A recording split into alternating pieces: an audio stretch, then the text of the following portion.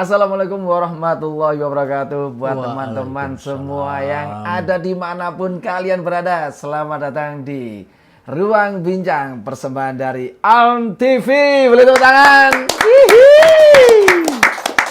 Masya Allah, di hari yang luar biasa ini saya kedatangan tamu orang yang spesial, orang yang luar biasa, orang yang berpendidikan, orang yang dimana ini nanti akan membantu perkembangan pesat kampus kita ini. Amin, insyaallah. And please welcome, this is Profesor Dr. Sugeng Waluyo, DRG MKes SPKGA KKKA. Masya Allah, kepanjangan ya? Kepanjangan. Enaknya apa berarti?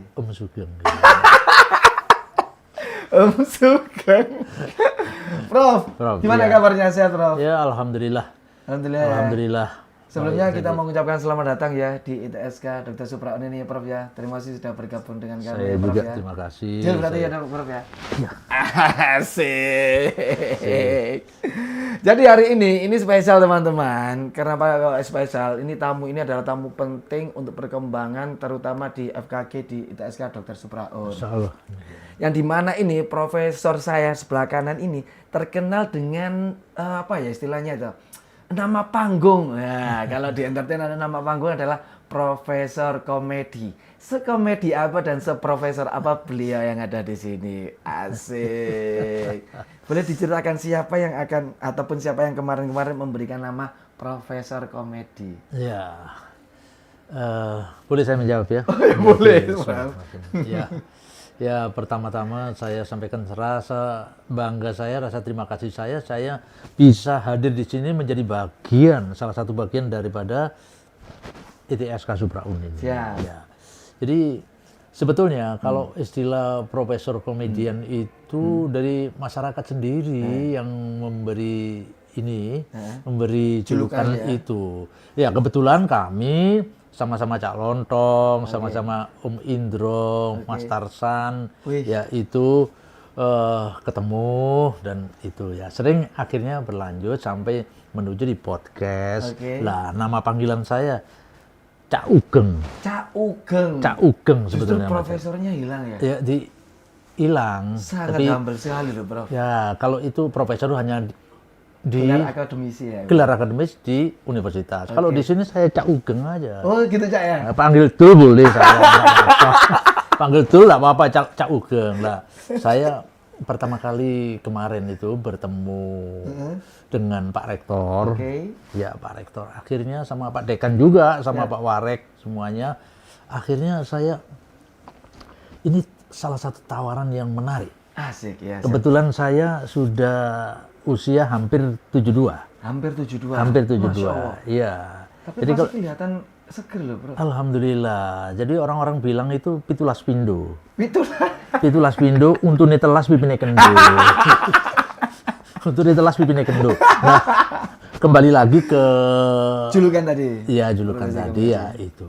Jadi masyarakat tahu jadi ini. Jadi kalau di mall gitu paling nyapanya ibu-ibu Cak Ugeng ya, Cak Ugeng ya. Saya yang nggak enak istri saya sebelah ini. Kenapa itu? Ya kadang-kadang Mas jangan dipanggil gitu, Bu Mas, panggilan yang lain apa lo. Itu yang mendatangkan dapur saya yang menjadi murup itu ya ini Cak Ugeng inilah itu. Kembali lagi ke masalah saya jadi bergabung di Supraun. Saya melihat satu sisi ya, dari kacamata saya ke depan, saya melihat baru pertama kali saya menjejakkan kaki di sini, melihat dari ini lingkungan dan ini kondisi fisik dan lain sebagainya. Insya Allah dalam waktu relatif singkat ini akan maju pesat. Apalagi didukung oleh siapa tadi Mas? Amin. Pak Dekannya namanya Amin, jadi ya Amin ya Amin. Juga namanya Amin juga. Amin ya itu Amin ya Amin. Kebetulan namanya Amin di sini. Insya Allah ini maju pesat. Ya apalagi ada Ibu Bu Seli ini, Dokter Seli ini Kaprodi ya ini ditunjang Pak SDM. Kemarin Pak SDM sendiri saya tanda tangan di hadapan beliau ya ini akhirnya saya obsesi saya ke depan saya akan membantu sepenuhnya untuk di sini terhadap Amin, saya. amin. Semoga lancar ya. Sudah Amin, disaksikan banyak orang ini, banyak malaikat juga iya, ada di sini ya. Prof, sedikit nih, Prof. Berarti kan secara tidak langsung, secara singkat aja nih ya, yang memberikan julukan itu emang pelawak-pelawak senior ya.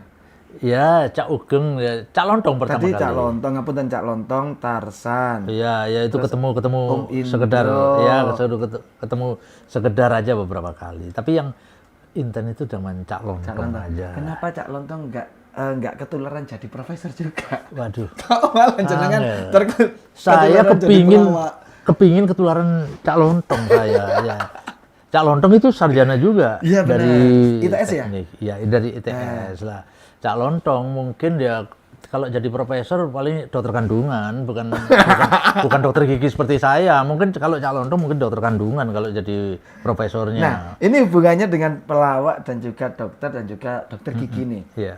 Katanya jenengan mempunyai filosofi dan juga metode dari pelawak itu ada hubungannya dengan dokter gigi. Itu metode seperti apa ya? Begini, Mas, itu pertanyaan yang menarik tapi jawabannya roto atu angel itu. Jadi dua profesi yang ya bertolak belakang. Tapi bagaimanapun juga profesi apapun kalau kita melakukan satu inovasi, di situ ada joke, ada macam-macam ya, macam-macam. Contohnya seperti ini ya. Kita menyampaikan materi perkuliahan. Oke. Jadi analogi-analogi ya yang materi kuliah itu kalau bisa dikemas sedemikian rupa agar mahasiswa itu bisa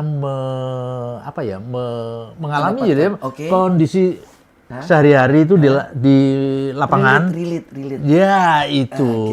Sehingga daya tangkap itu akan semakin mudah dibanding kalau kita menjelaskan, wah ini stem cell begini, gini. Aduh, terlalu tinggi. Tapi kalau analogi itu dengan enak kita bicarakan, kita sampaikan, nah dibumbui dengan sedikit komedi lagi, tapi arahnya juga ke sana. Karena mereka pun sudah dewasa, arahnya ke sana. Berarti biar nggak kaku ya, dok. Iya, dok sampai. Itu. Ya saya dokter juga sih ya. Nah, ya itu. Kalau nggak gitu, anak mahasiswa zaman sekarang ya susah. Benar. Itu diberi karena sekarang IT sudah sedemikian rupa. Kalau informasi-informasi dari IT itu yang sedemikian rupa, kalau kita kemas dengan ini, yang agak belibet mungkin. kita kemas dengan analogi-analogi, kita sinkronkan dengan analogi kehidupan sehari-hari mereka, pasti gitu. Iya, jadi kalau enggak gitu wassalam. Berarti kita bikin nyaman dulu teman-teman ya. Iya. Kita bikin nyaman mahasiswa dengan keadaan sekitar yang secara nggak langsung dekat dengan mereka. Ya, itu. Ilmu jenengan. Ya, yang kedua, anggaplah ini sebagai teman, bukan sebagai murid. Kalau orang Surabaya asli, Cuk, ya apa, Cuk? Nah, itu biasa itu. Makanya saya di kedokteran gigi di UNER, waktu zaman saya sebelum saya ke sini, ya itu. Nama saya ini terkenal Profesor Cuk.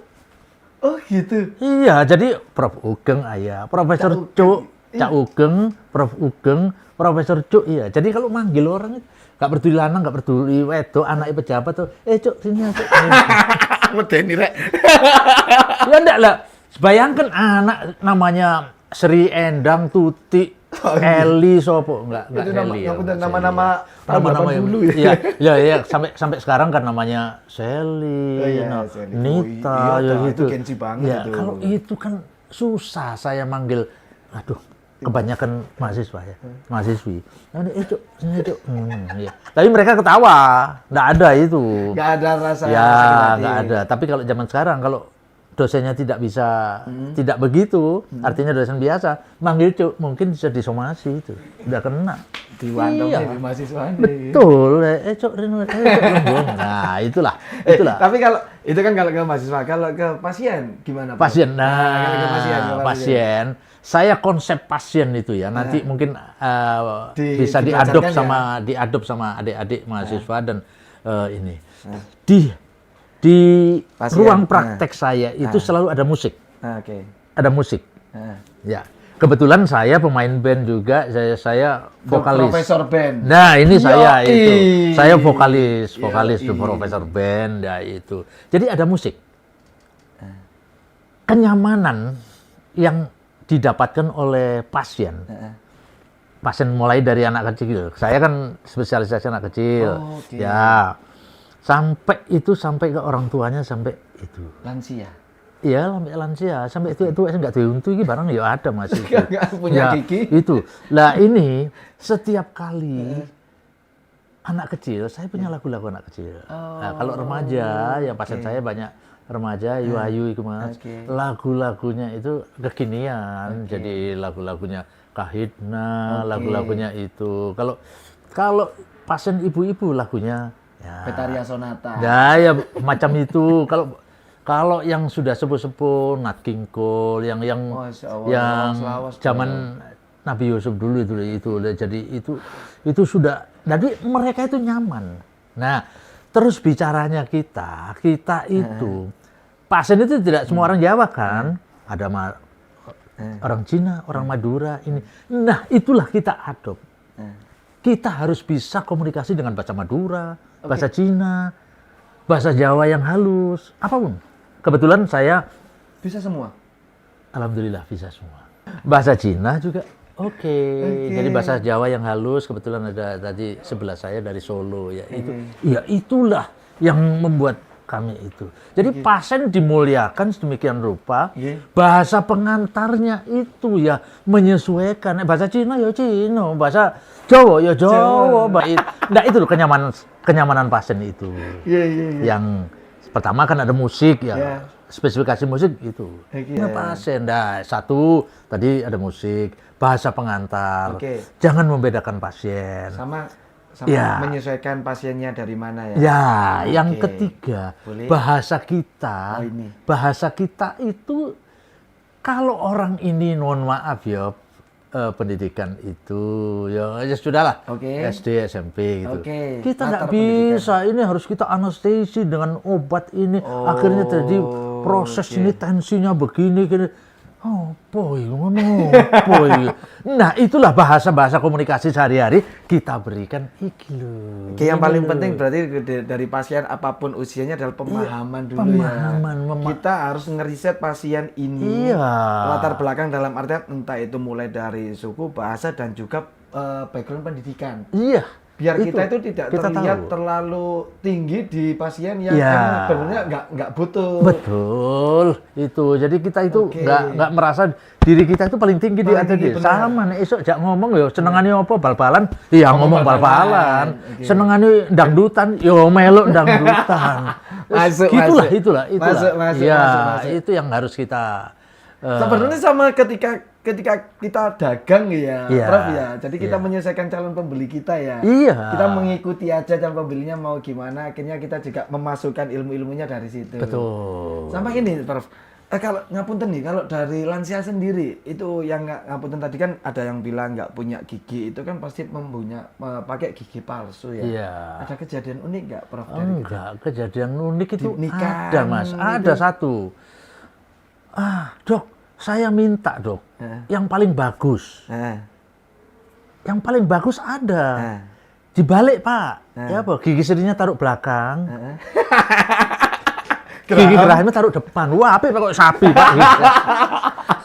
Kalau pengalaman yang itu Pak. Kalau pengalaman yang paling ini.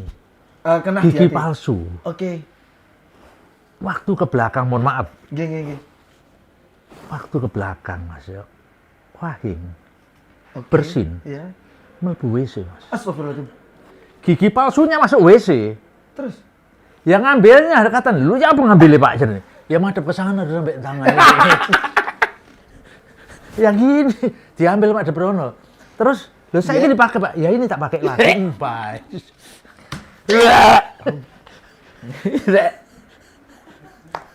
Astagfirullahaladzim. Apalagi itu habis dipakai Pak. Iya. Toilet. Yang aduh ya Allah, astagfirullah. Ya itu udah ditutup aja, tapi yang ada pengalaman lagi, ibu-ibu Mas. ibu-ibu lupanya ini Mas, sudah lodok itu Iya. belum sempat kontrol itu sudah pakai gigi palsu. Terus ke pesta perkawinan Mas. Pernikahan. Ya, pernikahan. Terus itu makan. Kena tetel, tahu tetel? Tahu ketan. Iya ketan. Lo gur Mas pek nih. Jadi gigi palsu ini ucul. Kemana dia akhirnya? Terus mingkem terus. Bu, enggak dahar, Bu. Jadi sini terus. Boleh Mas, boleh Mas. Untungku pecah. Itu pengalaman-pengalaman itu Mas ya. Iya itulah.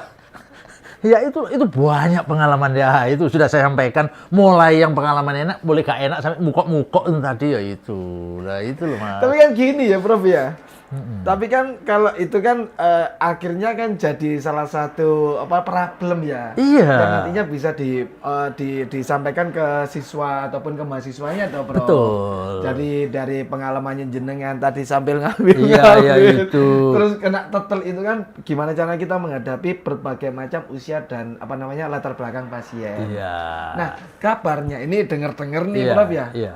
Jenengan masuk ke mengambil profesi dokter gigi ini adalah pilihan kedua. Iya. Apakah benar, Prof? Betul. Ini serang baca punya Cak Lontong ini. Masa sih, Prof? Iya. Pilihan kedua, saya itu sebetulnya kepingin jadi dokter kandungan, Mas. Ya, itu tadi. Obsesi saya. Oke. Obsesi saya. Jadi tapi keterimanya Allah memberikan rezeki pada saya di dokter gigi. Ternyata dokter gigi gak kalah juga dokter kandungan. Oke. Nah, saya mengembangkan di dunia kedokteran gigi ini terutama preventif ya, preventif pencegahan ya. Ya mulai dari promotif, preventif, kuratif, rehabilitatif. Jadi promotif, jadi kita melakukan satu promosi pada masyarakat. Bagaimana sih kesehatan gigi secara umum untuk membuat masyarakat ini masyarakat yang tangguh dan sehat walafiat, terutama berkaitan dengan gigi. Oke. Lah itu promotif. Promotif ada aspek-aspek tertentu untuk diberikan kepada masyarakat. Ya tidak hanya pada saya saja, semua orang itu bisa melakukan, terutama dari tenaga kesehatan, terutama di bidang itu. Ya preventif, pencegahan banyak sekarang dengan perkembangan dunia dan perkembangan teknologi makanan dan lain sebagainya itu memberikan dampak yang kurang bagus pada Ismail, tahu Ismail? Ismail. Ya, saya kan panggil Ismail, ya Ismail sampai lanjut ke kerusakan pada gigi, pada jaringan tulang ya. Nah itu contohnya yang paling kecil aja, Florida. Jadi imunisasi gigi sejak dini. Nah itu istilah imunisasi. Kalau dulu imunisasi ya, konotasinya disuntik. Benar. Sekarang tidak. Imunisasi gigi adalah pemberian fluoridasi yang sedemikian rupa. Itu istilah anak genset itu sekarang kalau imunisasi itu yang lebih. Nah itu salah satu itu untuk mencegah itu anak kerusakan dari gigi ya? enamel. Jadi itu memberikan anak itu menjadi anak yang sehat, tangguh dan terlepas dari itu. Semua penyakit. Yang ketiga ya kuratif, perawatan. Kalau sudah lubang itu nggak perlu harus dicabut. Zaman sekarang. Makanya ini ada saya membawa buku, tapi kebetulan bukunya nggak ini. Lupa tadi bawa di ruangan. Jadi biar aja nanti. Itu Mas. Gigi patah atau gigi lepas, yang dari kecelakaan dari apapun, lepas toh, itu nanti bisa dimasukkan kembali dengan teknologi zaman sekarang ya, itu bisa dikembalikan lagi ke posisi semula. Oke, pokoknya lepas dari akar ya? Akarnya itu lepas kabel, jadi lepas dari semua, jatuh dari sepeda, cilik-cilik itu, jatuh, gitu. Nah, ini harus disimpan. Cara nyimpennya harus bawa apa, harus di mana, kak dilepok tisu ini enggak, ya itu. Nah, itu harus itu dikembalikan lagi posisi semula. Lah kalau emas misalkan tiba ya nyosop itu, mudah-mudahan enggak ya. Janganlah, Prof. Terus patah, miring gini ya, bagian. Kalau di sini namanya bogang. Ya, enggak bogang. Oh, enggak bogang. Ya ini patah itu aja patah, tapi giginya yang aslinya masih ada. Patahannya itu jangan dibuang. Itu bisa dikembalikan posisi semula. Itulah itu. Itu besok saya nanti siang saya memberikan edukasi tentang itu. Ya, itu. Nah, itu aspek kuratif ya. Ya, rehabilitatif seperti ya ini orang tua kalau sudah ini ya, ini loh. Ini ya kalau iya, jadi mohon maaf. Kalau giginya sudah salah satu ini ya contoh rehabilitatif. Kalau nggak punya gigi lah tinggal itu. Ya nyatem. Ya, ya ini kan garis-garisnya itu. Nah, itu kita kembalikan fungsinya dengan tadinya gigi palsu, denture itu jadi kembali dan support otot-otot ini lebih bagus. Lebih kencang lagi dong. Ya, sampean ini ya, Mas ini masih bonjol ya, Mas bonjol ya. Masih lengkap giginya. Coba ya orang tua-tua yang nggak punya gigi lah nyaprut elek ngono. Ya itu Mas. Itu ngomong S gak iso, RT ngono gak iso. Ya itu kembali lagi. Ya, itu dikembali lagi agar fungsi ini semua stomatogranati jadi otot dan lain sebagainya termasuk fungsi pencernaannya lebih bagus. Nah, itu aspek rehabilitatifnya semuanya. Jadi dulu itu kecilku itu ada mitos dong, kalau gigi yang atas lepas harus dibuang ke bawah, gigi bawah lepas harus dilempar ke atas. Jangankan sampean, saya yang umur 17 pindo itu 72. Itu dulu kecil kayak gini atas deh. Saya pikir-pikir Mas ya, ini hanya mitos lah opo dikuatan ndukur kono lah opo. Ora maneh sing ditanem terus gini. Itu hanya mitos saja, tapi sebetulnya itu enggak. Kalau ini mitos apa enggak? Dulu itu kabarnya jenengan narik becak di Pacar Kembang. Itu mitos apa fakta itu? Aku izin, aku bener. Kok sampai tahu loh Mas Bonjol saya di asli Pacar Kembang itu loh.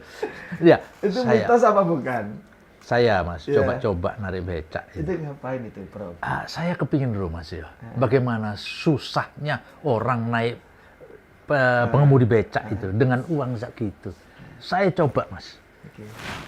Saya pakai Pak. Saya sudah mahasiswa Mas. Saya kan mahasiswa oleh beasiswa. Begitu dapat beasiswa, saya tak bayar becak ini. Becak ini tak bayar, nyilih becakmu. Ya Mas. Ternyata beratnya setengah mati Mas. Itu kasihan lah orang-orang itu. Saya sedikit banyak untuk merasakan nggak duwe iku ya apa sih. Lah itu loh disitulah saya motivasi saya becak itu gitu. Ya. Gitu. Awalnya dari iseng lah ya. Dalam arti iseng itu kita pengen ngerti kondisi apa yang kita lihat lah ya, Dok ya. Kalau berarti pada saat itu yang dilihat adalah tukang becak. Semisal yang dilihat tukang parkir pasti jenengan pasti parkir juga paling ya. Oh, saya belum pernah parkir Mas. Susah soalnya parkir Mas. Antara saya waktu itu belum bisa nyetir Mas, masih SMA belum bisa nyetir ya. Saya nyetir baru mahasiswa. Jadi ke kiri ke kanan tidak tahu Mas. Jadi tidak sampai begitu. Tapi kalau apa Mas jeneng pialang. Pialang itu apa ya? Pialang itu apa? Pialang itu apa ya? Makelar. Broker ya? Ya broker, makelar. Istilah genset, makelar. Saya broker rumah pernah, waktu mahasiswa breaker sepeda motor. Kalau zaman sekarang itu ya marketing. Makelar everything gitu. Ya, makelar everything. Ini istilah baru Mas. Saya adopt nanti Mas. Nun sewu ya, tak pakai ya. Marketing, makelar everything. Sembarang kalir didol itu. Ya. Sampai konco-konco didol ini. Ya, ya itu banyak itu Mas. Tapi saya enggak pernah beli Mas. Bukan Mas, gitu ya. Ini sekedar ngomong aja. Yo, enggak pernah beli tapi ditawari. Saya enggak pernah ditawari Mas, enggak duit-duit. Nah, itulah. Ini masuk ke kepakaran jenengan sebagai dokter gigi nih ya, terutama spesialis ke anak ya. Ini kan mungkin teman-teman ini kan ada alumni dari ITSK sendiri yang sudah jadi dokter gigi. Iya. Terutama banyak pasien anak kecilnya ataupun anak yang berkebutuhan khusus. Nah, kalau dari jenengan sendiri sedikitlah apa namanya tips ataupun triknya cara menghadapi teman-teman yang kesusahan untuk mengajak anaknya ke dokter gigi ataupun sebagai dokternya sendiri gimana caranya mengatasi anak kecil ataupun anak yang berkebutuhan khusus. Baik Mas, ini fenomena yang menarik dan sampai saat ini itu masih demikian Mas ya. Jadi orang tua, anggapan orang tua bahwa membawa anaknya ke dokter gigi itu, engkau ayolah nanti aja dulu lah, wong gigi susu gitu ya. Saya kalau istilah gigi susu jangan dipakai Mas. Kenapa tuh? Konotasi saya kurang enak gigi. Berarti gigi apa dong? Gigi sulung. Gigi Nah, sulung. masih gigi sulung Oke. ya. Gigi sulung nanti ini ya itu. Ini masih gigi sulung, gigi susu. Nanti aja kalau gigi permanen. Keliru, Mas. Itu harusnya dibawa sedini mungkin sebelum ada keluhan. Oke. Kalau orang tua itu membawa anaknya dalam kondisi yang sudah sakit, anak ini akan lebih takut. Oh iya, iya benar, ya itu pengalaman psikologis. ya. Nah, seorang dokter gigi anak itu harus bisa menghandle dan bagaimana membuat anak nyaman ya. anak nyaman ya secara psikologis. Makanya orang tua tadi saya bilang bawalah ke dokter gigi sebelum sakit. Oke. Kalau sudah sakit psikologisnya akan lebih naik dan itu akan lebih takut. Trauma ya. Ya, datang itu hanya konsultasi pencegahan dan lain sebagainya dan tidak langsung dirawat. Kita ajak main kita ini. Lah, yang paling susah itu Mas, kalau kita memberi hadiah pada anak-anak itu. Ini sekedar itu aja. Oke. Biasanya saya belikan Bolvoin atau apa. Kalau anak sudah mau diperiksa, dirawat, dikasih hadiah itu ya. Ya itu Mas. Hadiahnya satu, tapi dulure minta kabeh Mas. Tapi ya enggak bodoh saya Mas. Enggak bodoh saya. Gimana itu? Tarifnya harusnya segini ditambah lagi. Ya enggak, ini hanya sekedar. Dirembes ada. Iya, dirembes itu enggak. Lah, yang penting bagi ibu-ibu, orang tua itu harus memberi contoh yang baik pada anaknya. Ibunya sendiri harus di bapaknya, ibunya harus ke dokter gigi untuk memeriksakan. Kemudian anaknya jangan menunggu sampai sakit. Jangan menunggu bahwa itu masih gigi sulung. Sulung, tadi bilang susu. Gak enak susu, gak enak. Ya itu salah satu ini. Orang tua pun, saya pernah pengalaman Mas. Seorang tentara, saya nggak sebut angkatan laut atau polisi atau apa ya Mas. Begitu takutnya beli itu. Belum disuntik loh Mas. Sudah minder tadi. Bukan sakit. Kaki saya jadi anget. Tinjek. Kenapa? Bukan Mas. Ngoyo, kepoyo Mas jadi kaki saya. Loh Pak, ya apa Pak? Jadi ingat Mas, mandek Mas. Astagfirullahaladzim. Ngapunten. Ini tentara kan ya? Iya. Beliau kan berani perang tapi takut ke dokter gigi. Gak wani Mas itu lah makanya kecil. Nah ini contoh-contoh yang Ya itu. Allah, Mulailah dari astagfirullahaladzim. awal untuk itu. Jadi Bener. nah itu jadi Kalau untuk keluarga. Kalau aku gini Prof, apa namanya dulu tuh punya pengalaman, emang sejujurnya takut ke dokter gigi. Karena mungkin kecil dulu kondisi gigi sakit, ke dokter gigi akhirnya tambah sakit. Sampai akhirnya baru berani lagi ke dokter gigi itu waktu dewasa. Iya. Walaupun sebatas scaling ataupun pencabut gigi ataupun tambal, ternyata tidak sesakit itu. Betul. Ternyata tidak sesakit itu. Iya.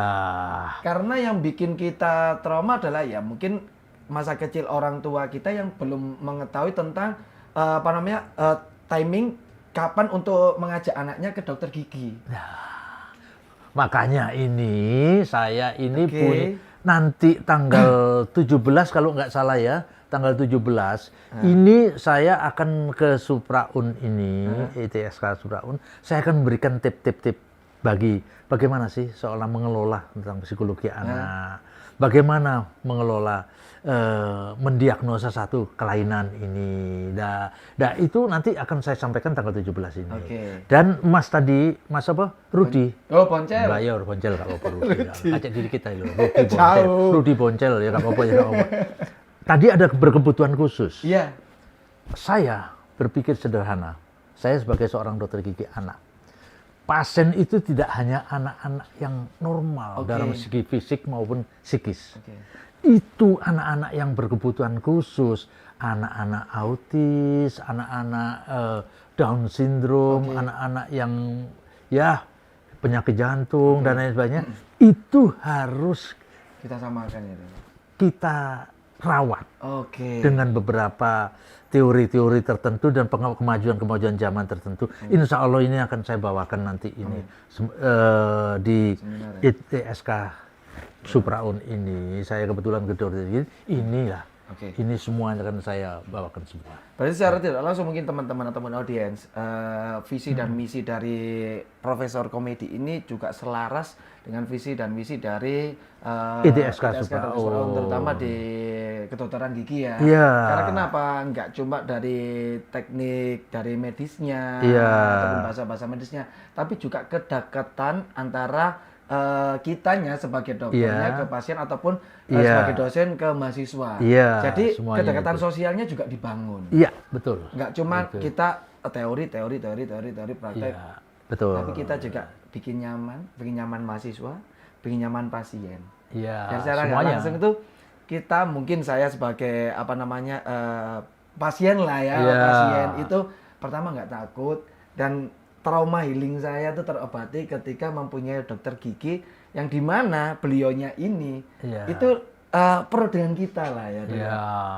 Biasanya kan ngapunten Gitu. nih, ada kan dokter gigi yang pokoknya mari, pasien mana yang mari, pasien mana. Ada, Tapi kan Mas. kita ada tambah Iya, ya itu jangan lupa bahwa seorang ini harus memanage pasien itu, demikianlah melakukan satu tindakan apapun, nanti kontrol ada kontrol rasa sakit, kontrol apapun ya, kontrol kenyamanan dan lain sebagainya itu harus seorang dokter gigi itu harus itu. Jadi nggak dilepas saja. Benar banget. Iya. Kan pasti kan harus balik lah ya. Iya. Karena aku mempunyai gigi impaksi lah ya, Dok. Iya. Pasti itu kan semua orang kan pasti Iya. kan ya. Iya. Kemarin tuh sempet sakit, Dok. Iya. Terus habis tak cabut ternyata ketika diobati mek kenaan cabe, Dok. Tadi kan giginya gini, Dok ya. Ada Iya. cabe di sini. Iya. Itu Ada parah banget. Iya. Ternyata nggak perlu nggak mengganggu, nggak perlu dicabut Cabut, dulu, cuma iya. dibersihkan aja sudah beres. Iya, nah itu loh. Itu kan mungkin kalau secara Iya. bisnis wah cabutnya duit tambah Iya. akeh gitu Ya, kan. itu tapi tiap dokter. Tapi liga artis seorang dokter itu harus mengutamakan pasien sesuai diagnosanya pasien itu apa. Bukan orientasi kita bukan pada masalah Money, ini. oke, benar. Lah, ya itulah makanya orang tua itu harus paham misalnya. Nanti ke dokter gigi itu larang, nanti Iya, Dok. ke ini nanti dan lain sebagainya gitu. Apalagi dokter gigi anak larang wis gak apa-apa wis cek gigis-gigis engko kan Engko lah ganti. ya. Nah, itu ndak pemikiran-pemikiran itu harus kita hilangkan karena apa? Nanti itu ada pertumbuhan dan perkembangan anak ini itu ada perawatan ortodonsi nanti itu meratakan gigi ya. Sampai dirawat apik Mas gigi ini Mas sampai termasuk ini. Sehingga itu gingsil. kabeh ono ya. Iya itu harus dirawat orto. Nah, kayak ngene iki lho Mas. Nah, ojo Waduh moro-moro mari diomongin metu tagihan kan enggak Mas. Jangan Mas kalau senyum sini aja, jangan sini kayak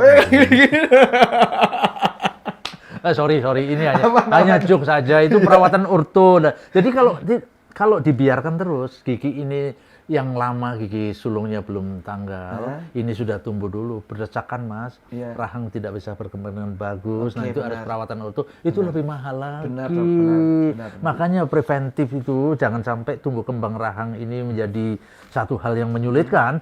Datanglah ke dokter gigi sedini mungkin. Benar, mulai dini. Berarti siapapun yang nonton ini punya anak ataupun nantinya nantinya punya anak, berarti dibiasakan dulu lah ya. Nah, kalau kata iklan kan 6 bulan sekali. Kalau Ya, kata betul. profesor benar. Betul, itu paradigma memang dari mulai zaman Nabi Yusuf itu ya itu 6 bulan sekali. Kenapa kok 6 bulan sekali? Ya, itu. Nah, prosesnya kerusakan itu antara 4 sampai 6 bulan itu kita kontrol. Apakah ada satu kelainan lagi pada ininya? Jadi harus kontrol. Kalau Jadi, scaling, Dok. scaling Ya. sama saja. Kalau 6 bulan Tapi ada orang yang penumpukan karang giginya itu lebih cepat karena unsur-unsur yang ada di dalam saliva itu lebih cepat numpuknya ini ya. Kalau enggak ada orang sampai 8 bulan masih enggak. Sama ini Dok, kebiasaan sikat gigi, Dok. Ini mumpung Sikat ada gigi. profesor nih. Iya. Sikat gigi kan sehari 2 kali nih. Ya. Itu yang pertama, itu pagi. Ya. Bebarengan dengan mandi atau setelah makan, Dok? Atau sarapan? Kalau teori dan ini bukan mitos loh yo ini enggak yo. Itu anak kecil dibiasakan orang tua pun ya, anak kecil orang tua sesudah makan pagi berangkat kita aktivitas itu dan cara menyikatnya itu ada teknik tersendiri, gak asal kok nyikat lantai ngono Mas, cocok ngono. Oh, pripun? Ah iya, kenakan gusinya, memijat gusi. Oh. Jadi ada makane, sampe lah gak kesolan ke dokteran gigi toh.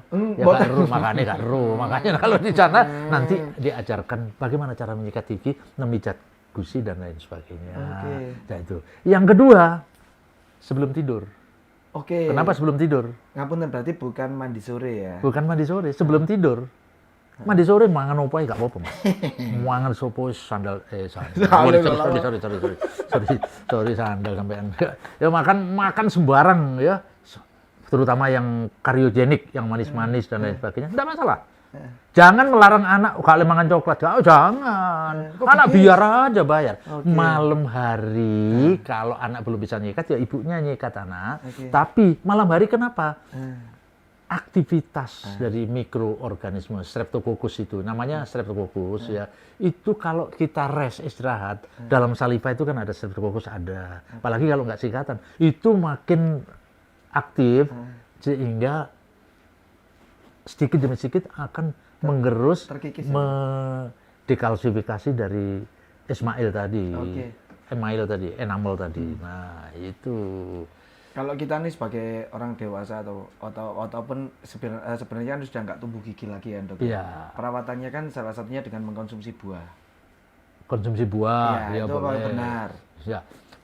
Semuanya benar, permen karet, buah, semuanya. Ya, karena aktivitas untuk merangsang saliva, jadi itu boleh. Tapi tanpa sugar, free sugar, ya itu. Kalau buah boleh lah, itu proses pengunyah. Ya.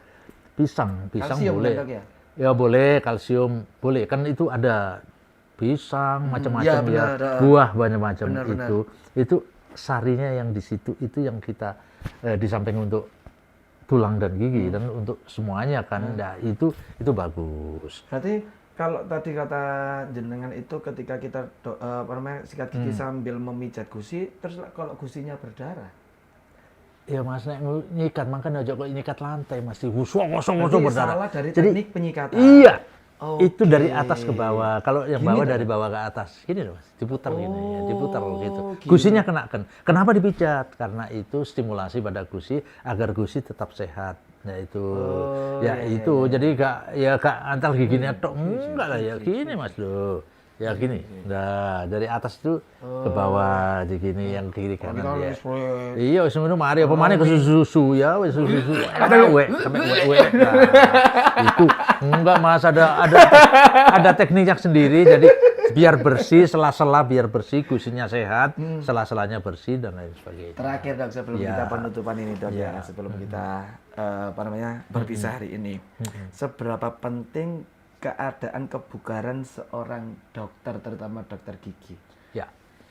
Ini kan karena saya melihat dari studi kasus dari jenengan sampai saat ini di usia yang 70 tahun ini masih sanggup dan mampu untuk lari 5-10 km setiap minggunya. Ini informasi dari siapa? Ini kita cari informasi sendiri Dok. Oh gitu. Apakah itu benar? Alhamdulillah saya seminggu 3 kali, 2 kali lah minimal itu lari 8 sampai 10 kilo, itu. Jadi terkait dengan pertanyaan Mas Edi, Edi Bocel, ya Rudi Bocel. Tadi Rudi sekarang Edi, nggak apa-apa. Nama itu kan bisa aja. Yang terakhir ada Rudi Boncel, Edi Boncel. Ya, itu Mas. Jadi secara keseluruhan sistem kesehatan itu tidak hanya pada kesehatan gigi saja, dan ini dari sini semuanya. Salah satu ya paradigma orang-orang dulu. Semua penyakit itu asalnya dari sini. Nah, bagaimana kita menyeimbangkan jenis makanan yang kita makan, gizi yang kita makan, dan lain sebagainya. Ini akan berpengaruh pada sistem kesehatan secara umum seluruhnya. Lah itu orang ini harus bisa memilih dan memilah. Bagaimana jenis makanan? Bukan berarti makanan yang mahal-mahal loh. Saya nun sewu, saya baru makan barusan ini tadi sama Pak Kapuskes itu. Saya tempe, sampai ikut cukup. Nasinya 4 sendok, sudah cukup. Nek wong zaman dulu yo, mangan nek gak sak ketoprak ndak warak. Ya sekarang kita pilih lah. kita pilih. Usia kita sudah tua. Jadi jenis makanan apa yang kita ini. Yang penting secara keseluruhan tidak hanya kesehatan mulut. Ini adalah salah satu bagian daripada sistem kesehatan seluruh tubuh. Nah, ini kita jaga dari aspek kesehatannya, dari aspek ininya, manfaat dari yang kita makan. Kemudian kita di luar juga olahraga fisik dan lain sebagainya. Dan ini harus, Mas, ini yang penting, olahraga otak ini jangan mandek. Jadi selalu baca, selalu ini, jangan ojo mikir sing suwe-suwe. Sudah married? Sudah, alhamdulillah. Sudah married. Istri satu? Satu Iya, dong. iya, satu. Anak berapa? Belum, masih belum. berusaha. Ya. Ya. Tempatnya tepat ya. Harus tepat dong. Ya Allah. Nah, itu ini hanya jokes sekitar. Ini masuk kesehatan secara umum ini, Mas Bocel. Emang tepat, ya nggak tepat di mana tuh? PE merono ngono lho, Mas. Saya baru dong, saya mantan anyar. Mantan anyar, baru berapa hari? Baru 5 sampai 6 bulanan lah. Waduh, makanya jalannya dari sana ke sini tadi siji, Mas. Pripun dong? Ya, nanti aja. Sesudah ini aja saya anukan Mas. Sudah ini aja Mas saya ini kan. Nah, di situ loh Mas. Jadi kesehatan rongga mulut, gigi dan rongga mulut itu adalah bagian daripada sistem kesehatan seluruh tubuh. Oke. Ya kan macam-macam organ-organ tubuh lah ini. Tapi ini kadang-kadang membuat ini yang tidak bagus. Benar sekali. Jenis makanan ya tinggi garam dan lain sebagainya, darah tinggi, makanan-makanan yang asam itu lambungnya juga kena, sampai gini kena, lambungnya juga kena, nah, makanya itu jadi bagian daripada kesehatan secara umum. Benar banget. Jadi secara nggak langsung dari jenengan nih, dari profesor kita ini, gimana pun ketika kamu entah itu sudah menjadi dokter, ya, itu tetap memperpedulikan apa yang kita konsumsi. Betul. Biar pasiennya itu percaya juga ya, Dok ya. Iya, Asik. Ya Dok, terima kasih banyak iya. sudah rawuhnya di sini. Oh, saya terima kasih. Semoga teman-teman, khususon dari teman-teman kita di Fakultas Kedokteran Gigi di ITSK Dr. Supratun ini bisa mendapatkan ilmu yang banyak, motivasi yang luar biasa, sehingga mendapatkan lulusan-lulusan yang luar biasa, lulusan yang tanggap, tangguh dan juga terengginas. Sekali lagi terima kasih banyak. Mohon maaf jika ada salah dari saya, Dokter. Iya, saya bisa satu kata aja. Boleh, terakhir satu kata untuk teman-teman. ITSK Supratun tetap jaya dan maju. Asik, terima kasih banyak. Assalamualaikum warahmatullahi wabarakatuh. Boleh tepuk tangan. Sampai jumpa di next episode.